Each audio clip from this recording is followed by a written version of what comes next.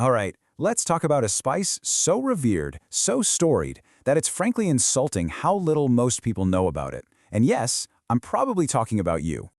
I'm just gonna say it. Most of you have never held or even truly seen the world's most expensive spice. And I don't mean some obscure truffle. I mean something that might be sitting in your pantry right now, pretending to be the real thing. So what is it? It's saffron. And for a huge chunk of history, a few threads of this stuff were worth way more than a handful of any precious metal you can think of. Just stop and think about how absurd that is. The dried parts of a flower being valued more highly than actual literal gold. This isn't just a seasoning, you see. It's a treasure so precious that stealing one shipment of it once sparked a bloody 14-week war. So why? I mean, what makes it so ridiculously valuable?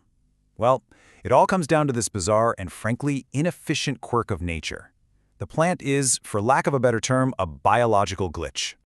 The saffron crocus is a perfect example of what we call a biological bottleneck. See, most plants, they try to be efficient. This flower, on the other hand, it's like a tiny biological energy bank, storing all its value in this ridiculously small space. It basically works against its own best interests, creating this massive economic imbalance. It has scarcity built right in. From one single beautiful crocus flower, you get exactly three. Three tiny red threads. That is it. That's the entire haul from one plant. So let's just do the math on that. If you want a single pound of this stuff, you need to harvest, by hand, about 75,000 individual flowers. Just let that number sink in. 75,000.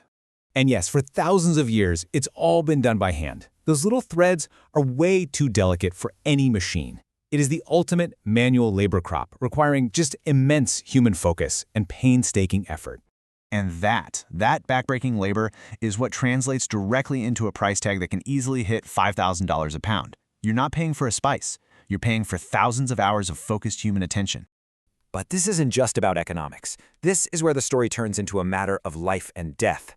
Because historically, saffron wasn't just for paella, it was seen as a kind of biological shield.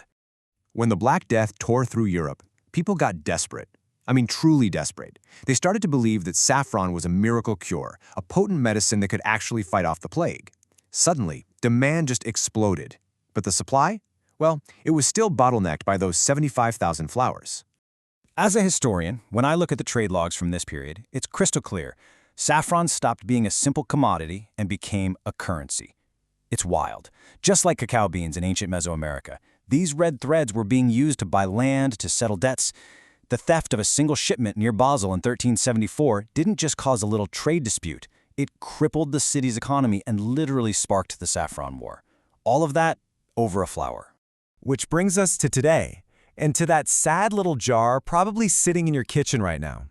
Because of this incredible historical value, the modern market is just absolutely flooded with fake. Let me just pull back the curtain for you. Most of you have never eaten real saffron. It's like how most vanilla is flavored with a compound made from wood pulp. Your saffron is almost certainly dyed corn silk or safflower. It's got the color, sure, but it has none of the actual compounds that people once fought and died for. But there is a way to tell. A really simple, elegant test that separates the priceless original from the worthless imitation. And all it takes is a single glass of cold water. So here's how you can empower yourself. Drop a few of those threads into cold water. Real saffron will slowly, beautifully release this clear, golden yellow color, but the threads themselves, they stay red. A fake, on the other hand, immediately bleeds a murky red or orange as all the cheap dye washes off, leaving behind this pale, pathetic little thread. So what does this all mean? We have gone from a biological oddity to a medieval currency, and we've landed at a modern-day counterfeit. I mean, just let's recap this madness. A flower that gives you 3 threads, 75,000 blooms for 1 pound. A spice people thought could stop the Black Death. A plant that started a war. And today, it's most commonly faked with dyed corn silk? The story of saffron is really the story of us. We took a biological treasure, a symbol of immense value that shaped economies and history, and we've just reduced it to a cheap knockoff. A dusty jar of lies. So we've taken a treasure that was once worth more than gold, something people literally went to war over, and we've turned it into a lie so common, most of us have never tasted the real thing. Now, that's absolutely wild.